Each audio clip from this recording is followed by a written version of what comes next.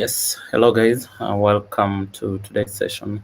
We're thrilled just to have you join us today for this important session that you're going to have around Web3 security, best practices, and just how you can stay away from scams. How you can identify crypto scams, as we said yesterday. So I would say as the Web3 space just continues to grow and continues to attract millions and millions and millions of users globally, right? So does I will say also threats come in handy, right? You could talk from phishing attacks, you could talk from rug pulls, you could talk from compromised wallets. We saw one of our competitors first a common issue recently. You could mention and just other forms of scams, right?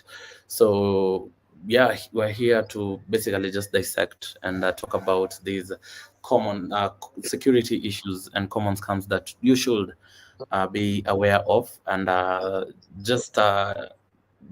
you should to put as the top of your priority, right? So today's session is going to cover everything around just common Web3 security threats.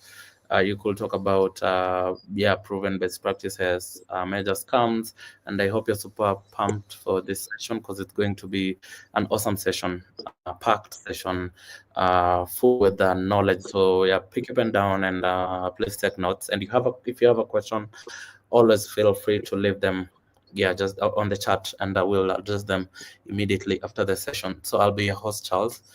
Co-hosting with me today is Ray Alan.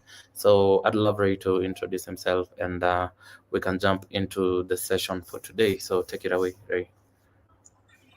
Hello guys, if you're with us last week when we're talking about P2P, if you're not with us last week, that is a call to action. You should be joining us on Binance Live from time to time, because last week we talked about P2P and what goes on in P2P. And one of the things we mentioned were scams that happen on P2P. And we promised you that we shall have a session that dissects the common scams that do happen and the scams that you can generally face when you're interacting with the blockchain. And today, this is the session we promised you. The session is going to cover crypto scams. Basically, here's some of the things we're going to talk about. What are crypto scams? Impact of crypto scams in the space, common crypto scams, and safety measures you should take. I hope you're excited. You're excited about this session. I'm Ray Allen, and I'll be taking you through it. And we have Charles here, who will also be sharing some thoughts with us on the same. Yeah, glad to have you and thank you for joining us. Let's start with what crypto scams are. Okay, what are crypto scams? If someone asks you what a scam, a scam is a fraudulent. It's something fraudulent, right? Yeah, and what it does, it's basically designed to lie to you that it's something legitimate. It covers itself in a way that it looks legitimate when it's not.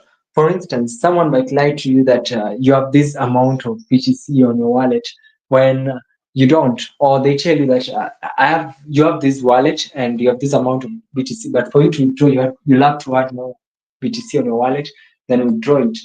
So that sounds legitimate. It sounds real. If you look at the wallet, it sounds real, and everything else sounds real when in real sense it is not real. Basically, that's what those are what crypto scams are.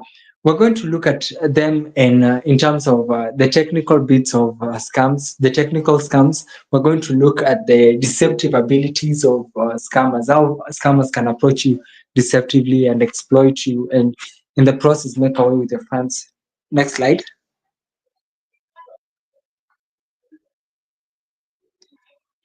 So, what are some of the impacts of crypto scams? Because if we're talking about crypto scams, it means that they could have or they have impacted one or two people in bad ways. Now, what are some of these impacts, and why should you care about crypto scams as a person? Crypto scams have resulted into billions of dollars of losses, and there are plethora of crypto scams that have occurred. Recently, there was something to do with CBEX, and lots of people lost millions money in that it was a crypto scam. There was a hack that happened. That's an exploit, but it still falls under those categories. And then there are people who've lost money via P2P rails and things related.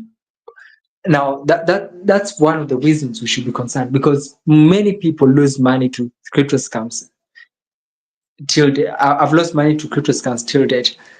Then another thing is, with the industry's rapid growth, we've had more fraudulent people jump into the space, and they've gotten smarter and smarter and smarter.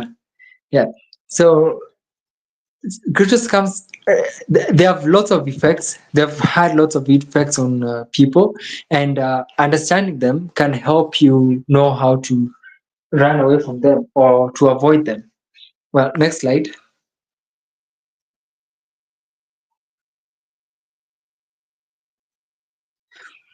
Okay, so what are some of these scams? Number one is fake cryptocurrency exchanges. Number two is phishing scams. We have on-chain scams, P2P scams. We have fake Binance scams and wallet manipulation. We have WhatsApp phishing scams and social engineering scams. Well, let's start diving into fake cryptocurrency exchange scams. What are fake cryptocurrency exchanges? Fake cryptocurrency exchanges emulate the true cryptocurrency exchanges. They look the same as them. You might have an exchange that looks exactly like the Binance exchange, and then you can trade just like you trade on the Binance exchange. But is it really the same? No, it is not. I'll give you an example of an incident that I interacted with a fake cryptocurrency exchange before. There was a time, that was back in 2020. There was this exchange, I barely remember its name because it does not exist right now. I downloaded that exchange. That's after someone sent me a code on my Discord account. And on seeing that code was leading me to a certain exchange. And it was really flashy. You've won 0.5 BTC. I was so excited. I decided, well, let me see how I can withdraw my 0.5 BTC. When I got to that exchange, I realized that I could trade that 0.5 BTC for another cryptocurrency. I could trade it for another one. I could trade it for another one. So I thought, wow, if I can trade it, it means I can withdraw it. Let me try and withdraw it to a legitimate exchange so I can get to use it. So I went ahead, pressed the withdraw button, tried to withdraw. On trying to withdraw, they told me that I had to deposit $100 so that I can be able to withdraw from that exchange. Then I was like, wow, this is interesting. Just $100 for 0.5 BTC. Why don't I try it? But then I didn't have the $100 at that time, so I couldn't withdraw it at all. I just let it be there. Did more research about it. Later, I found out that that was a fake cryptocurrency exchange. I know most of you or some of you might have fallen victim for such exchanges. Beware, they're not real exchanges. They're there to deceive you. They're there to lie to you that they're real exchanges, when in real sense, they're not real exchanges. Avoid them. If you want to access the official Binance.com domain, it's Binance.com, www.binance.com. That's the official Binance domain. If anyone sends you any domain that does not look like that, just know that this person is trying to make away with your money. Avoid that. Next slide.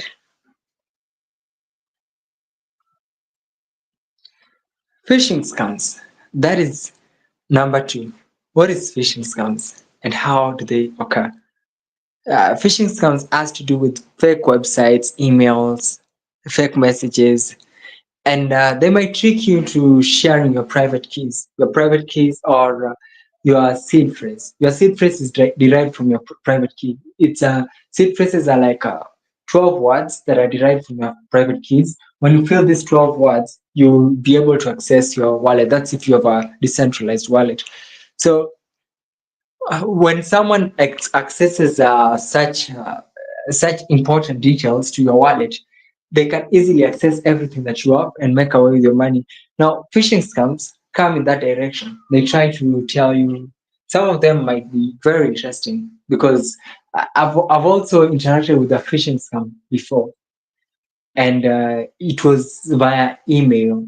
and the person texted me that I should do this to win. I've won 0.5 BNB. I should claim my 0.5 BNB. And then what I clicked next, I clicked on that link to go and access my 0.5 BNB. Then I got a place where they were telling me fill your 12 seed phrase here. And I filled it. After filling it, that person went away with my money. It was a sad experience, but it was a great learning experience. I hated the fact that I lost money, but I enjoyed learning what I learned. So basically, that is what happened. That's how phishing scams can occur. Some other phishing scams might come in the like might hide themselves in a way that they look like they're legitimate emails from legitimate companies like Binance. They could send you a phishing scam that is asking you for your money somehow, and then or they'll tell you that okay, you are experiencing issues with your account. You'll have to send this amount of money to this wallet address for you to access this and that and that. Kindly avoid all those things. If anybody is asking you for your money, think twice about it. High chances they're trying to make away with your money. They're phishing. They're trying to steal from you. And some of them might be in terms of messages on different platforms like Telegram, Discord, and many other platforms, just trying to, the aim is just the same thing, make away with your money. Now that we're done with phishing scams, let's talk about on-chain scams. What are on-chain scams? Well, the scams we've talked about before, all the scams we've mentioned before are off-chain. By off-chain, we mean these scams happen outside the blockchain. On-chain scams are scams that happen within the blockchain. Yeah. And some of them include things like address poisoning. Someone might send you a fake airdrop that poisons your wallet address, and then somehow they can be able to access your private keys and make away with your money. So be cautious of those kinds of people. Those kinds of people, don't take part in every airdrop just because you see an airdrop is occurring. Then the second example is a rug pull. That's also an on-chain scam. An on-chain scam. How do they happen? Person B creates Person B creates a coin, a very shiny coin, and calls it, let's say, rag or tag. So after creating that coin, they rally a group of people whom they are partnered with or whom they are working with, and then they tell them, okay, let's push this coin. Let's make people buy this coin, and then they end up buying the coin. Once everybody has bought the coin and its price has really gone up, now the insiders who created the coin sell all their tokens and remove liquidity. Liquidity is basically the money that was in the money that was helping making the market for that token. When they pull it all, it means that people are left with worthless tokens, and that's how people lose their money in the process. There have been lots of rug pulls that have happened, especially if you've been trading meme coins. A lot of meme coins happened to be rug pulls, and lots of people have lost their money in such. Now, how do you avoid rug pulls? Do not do not buy things just like that, just for the fun of it. You should be sure to do your own research. Doing your own research is very important before you involve with all these shiny tokens that you see in the market. Be cautious of being rug pulled. Next slide.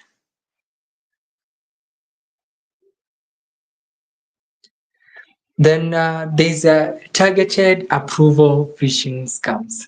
Targeted approval phishing scams. These are scams that target wallet addresses. Wallet addresses. It could be multi-sig wallets.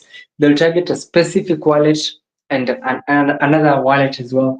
And then in the process, they'll force these wallets into approving or signing a certain transaction. And then in the process of signing another transaction, they'll end up releasing the amount that was stored in that multi-sig wallet, and then all that money will be lost in the process. So basically, that's how it happens. They target like it's more of a hacking thingy that happens, and then they target this. They hack this wallet. They target it.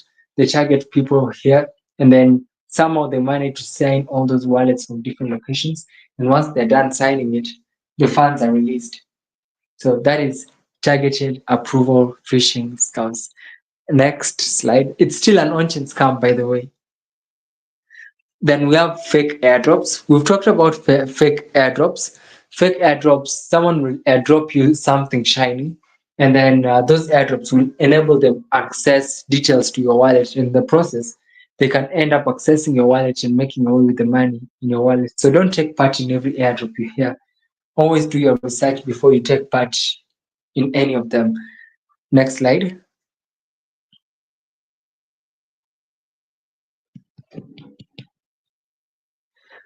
Well, another one is now this is the this has been the greatest nightmare on chain.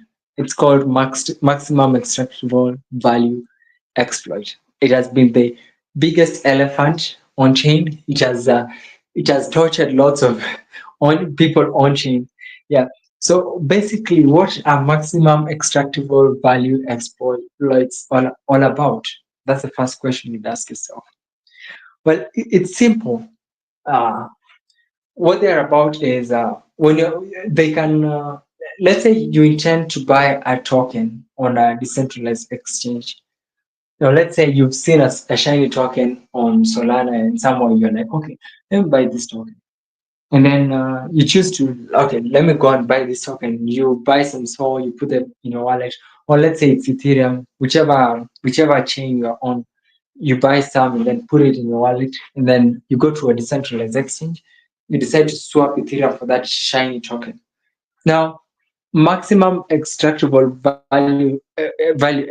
exploits are done by bots. These bots will see a price that you've set for a certain token, and then they'll make that purchase they'll use higher fees because in the Ethereum network, people who are using higher fees have always been prioritized, or people who are paying higher fees were always prioritized over the ones who are using lower fees. Yeah, much has changed right now because there are solutions that have been built to counter maximum value, extractable value exploits. But initially, what will happen is once you've put higher fees, it means that your transaction will be favored over the other person, and then the person who was to buy the token at the price that they were to buy it will buy it at a higher price because this person will buy it at a way lower price and then skyrocket everything, and then they'll buy it at a higher price or they'll go at a loss because they'll spend much more than they were supposed to spend on that token which they bought. Basically, that's what it is. And it happens in two ways. That process that I've talked about, that's front running. There's also a background. That happens when someone is trying to sell a token, where someone will sell the token way earlier with more fees than you, and then in the process, you'll end up losing more money trying to sell your token, basically. Then we have address poisoning. Yeah. So what happens with address poisoning? Address poisoning is someone might create a cryptocurrency that is not true. Yes. So once they create a cryptocurrency that is not true, you think that that cryptocurrency has real value. So everybody will go ahead and purchase that cryptocurrency and purchase it. But then once you purchase that cryptocurrency, you will not be able to sell it. I believe some of you might have experienced such scenarios because there have been such cases in the past where people bought a cryptocurrency that they could not sell. Now, those kinds of cryptocurrencies are called honeypots, and the process of creating that and feeding people with that, it's address poisoning. Some of these cryptocurrencies might copy existing cryptocurrency. Like you can find a BNB cryptocurrency that's not the BNB that we know about. That would be a toxic BNB. You should not interact with it. Do your own research. It is very important. Very, very important. Next slide.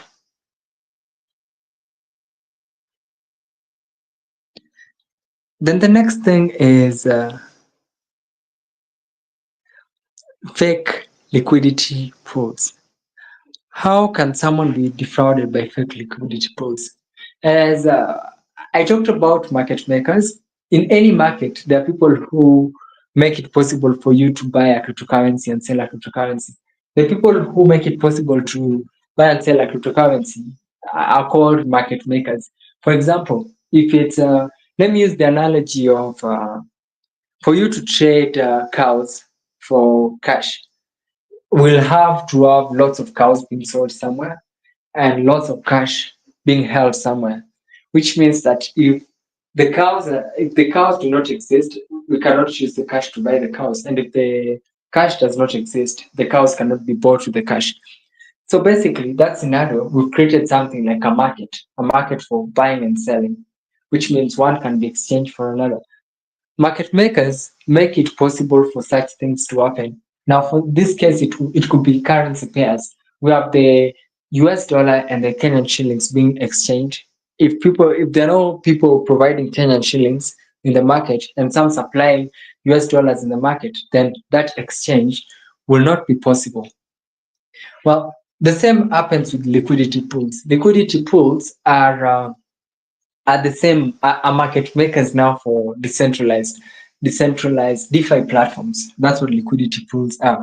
And what they do is they make it possible for people to switch from one cryptocurrency to another, like to buy one cryptocurrency for another, because the people supplying cryptocurrencies in a liquidity pool, they'll provide, let's say, USDT is worth $50 and another token worth $50. That will make it possible for anyone who wants to buy USDT to easily use the to use to buy that cryptocurrency, to easily use the USDT to exchange it for the other cryptocurrency.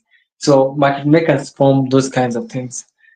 Now, all this supply is done in the liquidity pool. However, there could be fake liquidity pools that mimic real liquidity pools.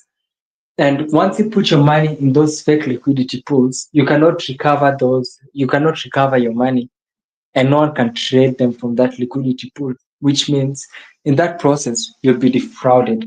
Basically, that's how fake liquidity pools work. Next slide. P2P scams. Well, this is the most awaited one because we told you to look forward to it last week, and we're about to talk about it. I hope you're excited. I hope you're learning. If you're learning, I'd like to see your questions, guys. Kindly ask questions. Your questions are very important for us to understand for us to know whether you're getting us or you're not getting us. If you're not getting us, drop your question, drop a comment. We'd like to hear from you. We'd like to know that you're following us throughout the process. Now, we're diving into P2P scams. What are P2P scams? What is P2P? If you did join us last week on Wednesday, the AMA that we had last week on P2P, then P2P is a peer-to-peer network where a user can exchange through P2P network. Someone can exchange a cryptocurrency for their local fiat currency. Let's say if you want to buy USDT, you'll have to use your Kenyan shillings to buy USDT directly. And what will happen is you'll send the other user Kenyan shillings, and the user will send you the cryptocurrency. They'll release the cryptocurrency to your wallet address. Basically, that's what happens on P2P. And this is facilitated by our beloved merchants. Shout out to them. They're really cool and they're really doing a great work. It's facilitated by our beloved merchants. And lots of you users who use Binance for P2P on a regular basis. It's great to have you.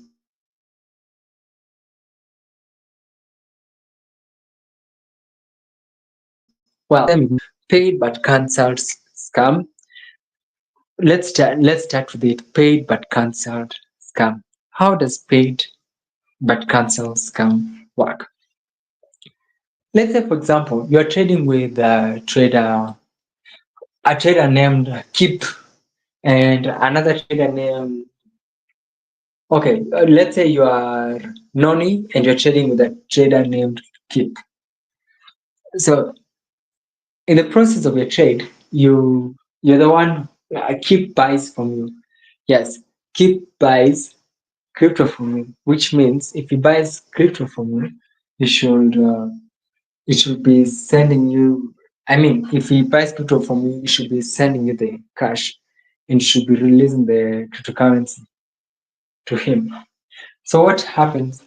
Okay, let's do the vice versa. You're buying crypto from Keep. So Keep should be sending you the cash and you should be releasing the cryptocurrency. So what happens is you go ahead and buy the crypto from Keep, uh, and then okay, let's do the opposite. Okay, yes, Keep buys crypto from you, and then wait a moment, who buys crypto from who? Yeah, you send Keep cash because you're buying crypto from Keep, and then after sending Keep cash, it tells you to cancel the order. Yet you have not released the cryptocurrency to him, or the other way around. Yes, and then when you cancel the order without releasing the cryptocurrency, you would have made away with Keep's money because you would have clicked paid on your side, but then you wouldn't have released the cryptocurrency. So that will form a paid but cancelled type of order. Yeah, I hope you do get that. Basically, that's what happens. And if in case of such situations, what do? You file an appeal with proof that you are paid, or the person files an appeal with proof that they are paid, and they can open that case ID. They can share. Okay, once you file that appeal, the dispute analyst team will look into your case, and if the person had not released the cryptocurrencies, they'll release it to your wallet, or the person might face actions due to that kind of case scenario. Yes, basically those kinds of things. Yeah, I warning to all of you guys: do not defraud people on P2P. If you defraud people on P2P, you suffer the risk of having your Binance account permanently locked. So kindly do not do that. Next, okay, account selling scams. Okay, this is one of the most dangerous scams, and I'll tell you why. First, I'll set to the question: has someone ever approached you with a question? Hey, Mr. X, can you sell me your Binance account? Previous slide, Charles, kindly. Previous. Oh, yeah. Next slide. Yes, that one. So someone approaches you and asks you, can you sell me your Binance account? The question is, what will your response be? The person tells you, I'm going to pay you 100,000 if you sell me your Binance account. Will you say no or yes? Well, let me tell you the answer you should give them. No, I cannot sell my Binance account. My Binance account is not meant to be sold. But why would you not sell your Binance account? First of all, remember, when you're opening your Binance account, one of the things you do is you KYC your Binance account. You input all the details for your account on Binance, which means through your Binance account, someone can know who you are under the hood. Meaning, if that person takes your account and chooses to use it for fraudulent activities, you can suffer legal consequences just as a result of that, which is crazy. What does that mean? Do not sell your Binance account. You could fall victim for something much worse for just selling your Binance account, because your Binance account is linked to your address. Your Binance account is linked to your national ID. Your Binance account is linked to you directly. So do not sell your Binance account. That's a bad scam. Avoid it. Next slide. SMS scams. How do SMS scams happen? Well, SMS scams are some of the common scams that might happen to you or might have happened to you on P2P. Someone decides to execute an order on Binance, and then once they execute that order on Binance, they send a fake SMS with proof that they paid when they haven't paid. and then they'll use that to release they'll use that as proof so that you can release funds to them. If you fall for that, they can easily make away with your money. How do you avoid that? You should ensure that you've received your money in your account, all the funds you've received them in your account before releasing any cryptocurrencies, for you to avoid SMS scams. Well, next slide. Email scams. Email scams. Well, how do email scams occur? Email scams. A user might email you.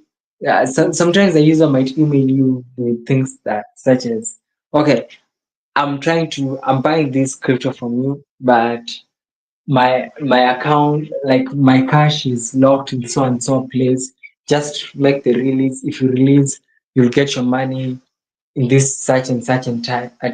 Those are some of the stories they'll tell you. And if you buy it, you'll easily release the funds. Yeah.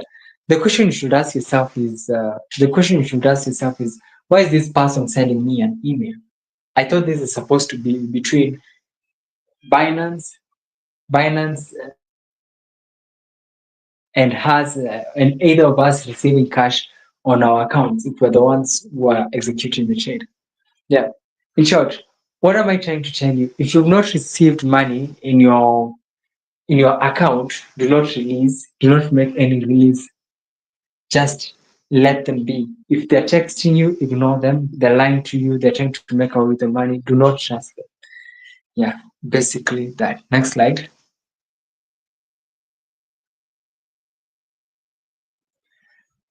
Fake Binance apps and wallet manipulation. This is another kind of scam. There are wallets outside there that will try to mimic Binance. They'll try to mimic the Binance application, and that is in terms of how the wallets are set up, and everything about the wallet will just try to mimic Binance application. If you're not cautious of this, you might end up downloading such wallets with the aim of using them. But as a result, what might happen is you'll end up losing your funds, which is not good, right? Yeah. So, what do you do about such a case? What you do is please download the official Binance application on Play Store. That's the first place you can get the official Binance application. If you want to access the official Binance website, is www.binance.com. That's the only way you can access the official Binance account. Everything else other than that is a big lie. Kindly avoid it. Yes. Next slide.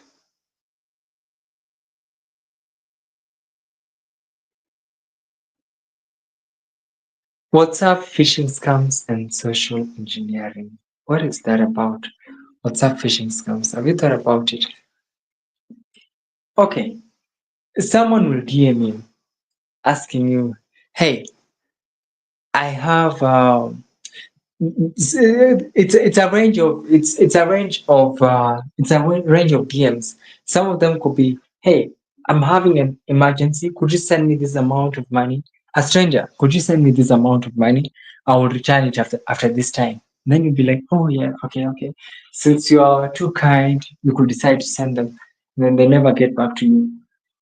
Others could be, hey, I'm looking for someone to be in a relationship with. I think you're a nice guy and all that. And then in the process, they'll end up asking you for money because that's their main target. They're trying to make away with their money.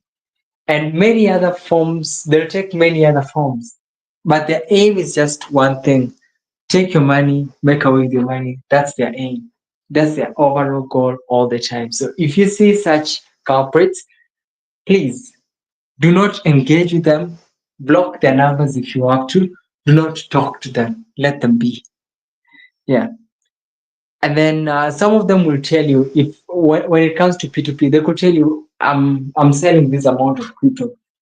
The question is, why are they trying to sell crypto to you via offline channels when they could use Binance P2P to sell crypto to you? Why are they using that? Avoid such parties. They're also malicious parties and they could just make away with your money. Yeah. Basically, that's it with WhatsApp phishing scams and social engineering. Next slide.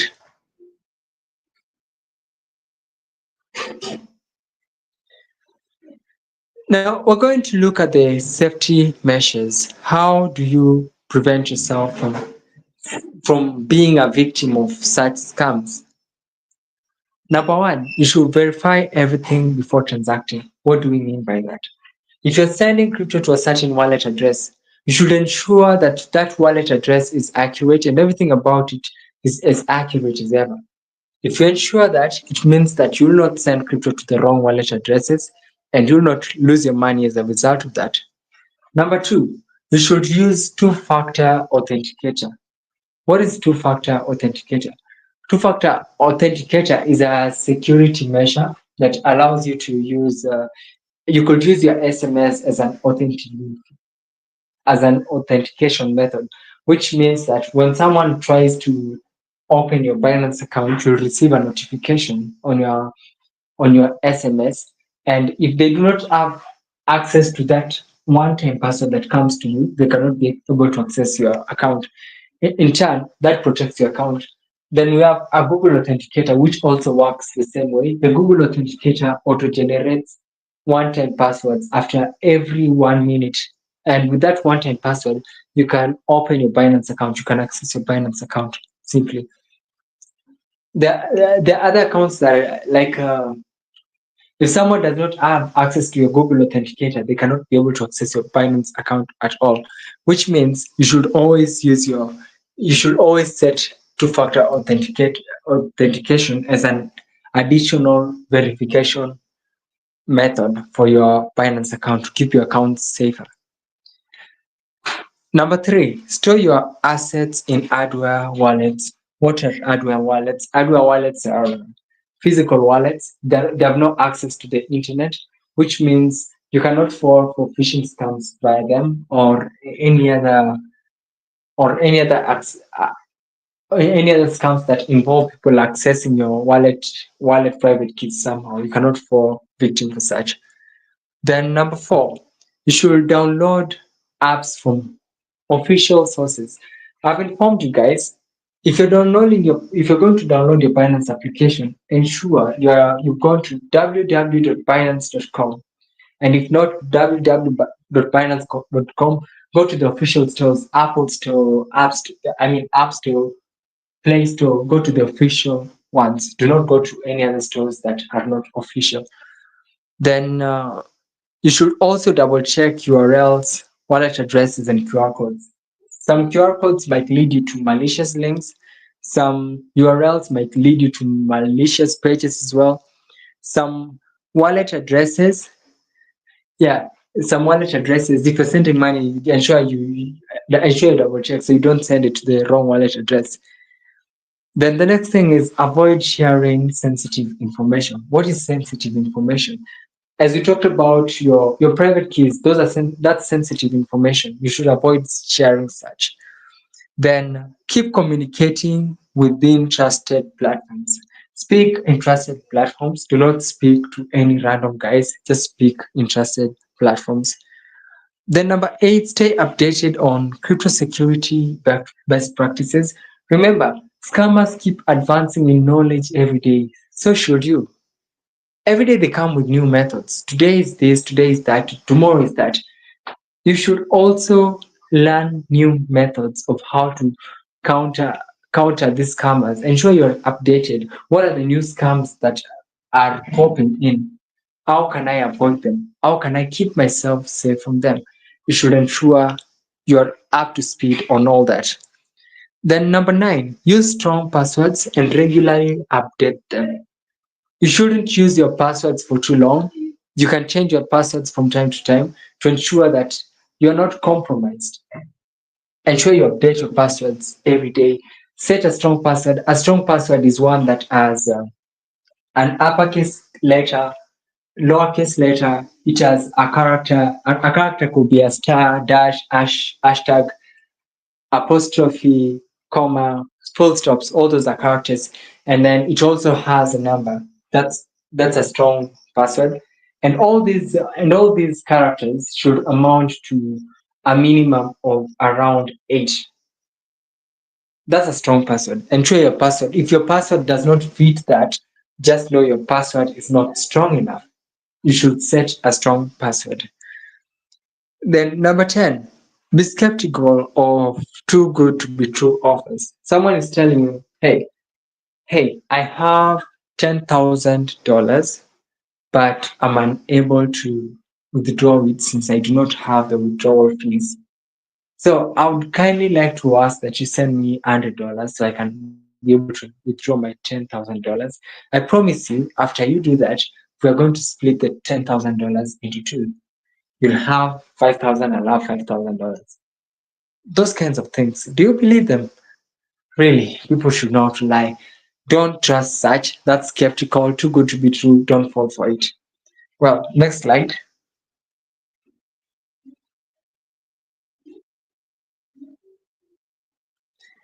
And that's it. Guys, I hope you've been dropping your questions because we've been going and going and going and going. I haven't seen any comments. I wonder if there are any. If you have any comments, any questions, kindly ask. This is the time.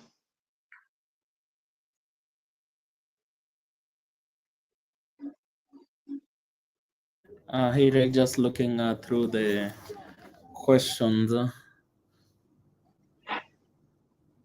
Okay, I saw one.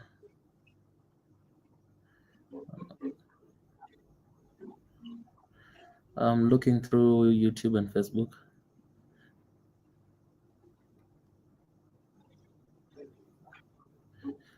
Blender Boy says, thanks for the lesson. Well, you're welcome. Always join us. We have more insightful lessons from time to time. We'd love to have you guys here. And I'm just glad to know that you're learning and growing in knowledge. Yeah. Olivis says, Google Authenticator is a great deal. Yeah, just looking through. If you have a question, yeah, please feel free to leave it on chat. Let me look through Binance Live, what we have over there. On live, someone says I'm new. If you're new, please always be joining the sessions. We always learn each and every day. Monday, Tuesday, Wednesday, Thursday, Friday. Yeah, even Saturday for Crypto School. So we run sessions called Crypto School each and every Saturday. So if you would want to join in, yeah, feel free to reach out to our community, and I will assist you with that. Just looking through Binance Live, getting a lot of new comments. If you have a question, feel free to leave it here on chat. But yeah, so far so good. Nothing here. For those who are new, always feel free to join in our sessions. I've just seen a question that doesn't relate to our topic of today about candlesticks. Yeah, please look out for sessions around spot, around futures, where we usually dissect that, or rather talk about that. Yeah, I guess that's it for the comments. So same time tomorrow, we'll have another session on Binance Square. Yeah, Binance Square, just how to get started with Binance. So look out through for that session. And then on Friday, we'll have the Binance Weekly Pulse, where we'll be looking at Binance. And so feel free to join those sessions and ask your questions just around the same. So with that, I'd love to close the session for today. So let's catch up tomorrow on Binance Square for another session. So take care wherever you are, and do have a lovely evening. Thank you, guys. Have a lovely evening. See ya.